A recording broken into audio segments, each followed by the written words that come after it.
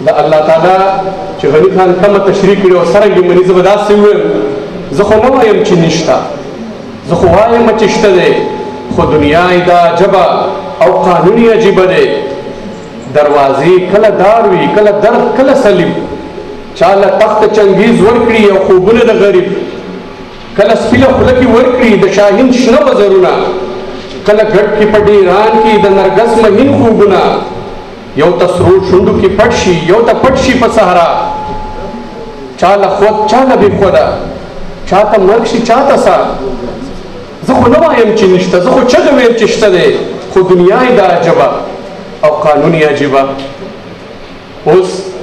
د خیبر ایجنسۍ نه زموږ بل یو تکړه شاعر ملګری تشریف راوړي